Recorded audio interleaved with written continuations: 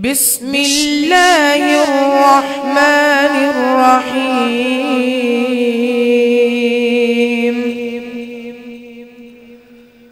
ولقد آتينا داود وسليمان علما وقال الحمد لله الذي فضلنا على كثير من عباده المؤمنين.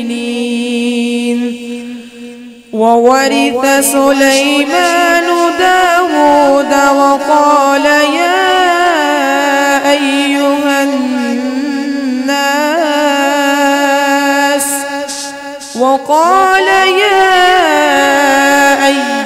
الناس علمنا منطق الطير وأوتينا من كل شيء إن هذا لهو الفضل المبين.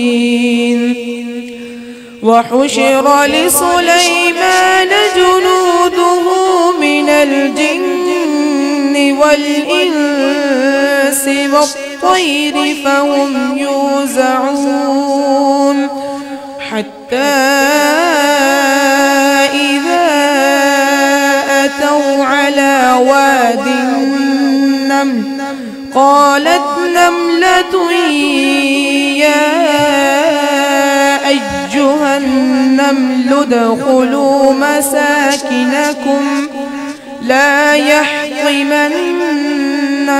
سليمان وجنوده وهم لا يشعرون. فتبسم ضاحكا من قولها وقال رب أوزعني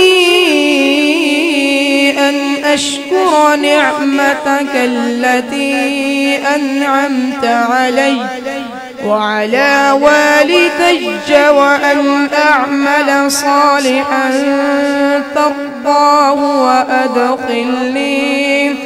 وأدخلني برحمتك في عبادك الصالحين. وتفقد الطير فقال ما لي لا أرى الهدهد أم كان من الغائبين لأعذبنه عذابا شديدا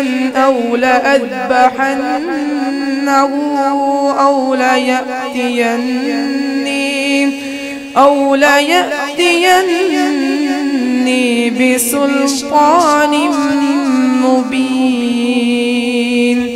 صدق الله العظيم.